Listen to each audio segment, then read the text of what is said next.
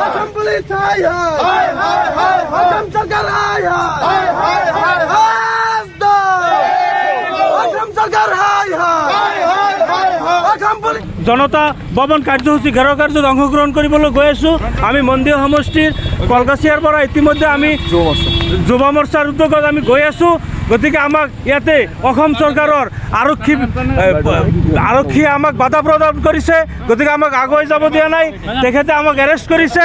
গতিকে আমি আজি যিটো জনতা ভৱন ঘেৰাও কাৰ্যসূচীত অংশগ্ৰহণ কৰিব গৈ আছোঁ, আমাক যাব দিব লাগে। আমাক অসম আৰক্ষীয়ে বাধা দিব নালাগে, কাৰণ আমি গণতান্ত্ৰিক পদ্ধতিত আমি ইতিমধ্যে আমি প্ৰচেছ কৰিছোঁ। গতিকে আমাক ইয়াৰ পৰা এৰেষ্ট নকৰি আমাক আন্দোলন কাৰ্যসূচী জনতা ভৱন ঘেৰাও কাৰ্যসূচীত অংশগ্ৰহণ কৰিবলৈ যাব দিব লাগে।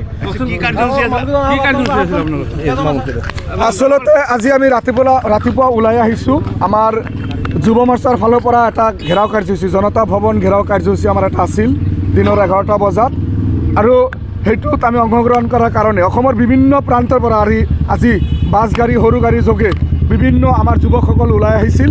কিন্তু আমি জানিব পাৰিছোঁ অসমৰ বিভিন্ন জাগাত আমাৰ সেই যুৱকসকলক ইতিমধ্যে আবদ্ধ কৰিছে অসম চৰকাৰৰ পুলিচ বাহিনীয়ে। আজি কলগাছিয়াত আমাৰ মন্দিয়া ব্লকৰ ফালৰ পৰা যুৱ মৰ্চাৰ ফালৰ পৰা আমিও গুৱাহাটীলৈ যাবলৈ ওলাইছিলোঁ জনতা ভৱন কাৰ্যসূচী ঘেৰাও কাৰ্যসূচীত। গতিকে তাতে যোৱাৰ সময়ত আজি আমাৰ অসম চৰকাৰৰ পুলিচ বাহিনীয়ে আমাক ইয়াতে আটক কৰিছে, আমাক যাব দিয়া নাই, এতিয়া থানালৈ লৈ গৈ আছে, আমাক এৰেষ্ট কৰিছে। গতিকে অসমৰ মাননীয় মুখ্যমন্ত্ৰী হিমন্ত বিশ্ব শৰ্মা ডাঙৰীয়াক আমি গৰিহণা দিছোঁ। তেখেতে হিটলাৰী শাসন বন্ধ কৰিব লাগে আৰু গণতন্ত্ৰক তেখেতে সন্মান কৰিব লাগে। আজি আমাৰ যিবিলাক দাবী আছিল, অসমৰ যিবিলাক চৰৰ মানুহৰ মাটিৰ পট্টা, সেই মানুহৰ মাটিৰ পট্টাৰ ব্যৱস্থা কৰিব লাগে। বিভিন্ন শিক্ষা অনুষ্ঠানত এৰাবিকৰ শিক্ষকসকলক যিটো নিযুক্তি বন্ধ কৰিছে, সেই নিযুক্তি প্ৰক্ৰিয়া খুলি দি আকৌ নিযুক্তি দিব লাগে।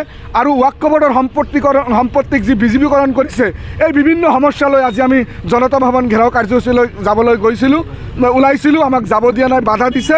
অসমৰ মাননীয় মুখ্যমন্ত্ৰী হিমন্ত বিশ্ব শৰ্মা ডাঙৰীয়াক আমি ধিক্কাৰ জনাইছোঁ, গৰিহণা জনাইছোঁ, আৰু তেখেতৰ এই হিটলাৰী শাসনৰ বিৰুদ্ধে আমি আজি কৈছোঁ সকলে যে আপুনি এনেকুৱা শাসন আৰু বেছি দিন কৰিব নোৱাৰে। আপুনি গণতান্ত্ৰিক সন্মান কৰক, আপুনি অসমৰ মুখ্যমন্ত্ৰী, আমাৰ দাবীসমূহ আপুনি পূৰণ কৰিব লাগে।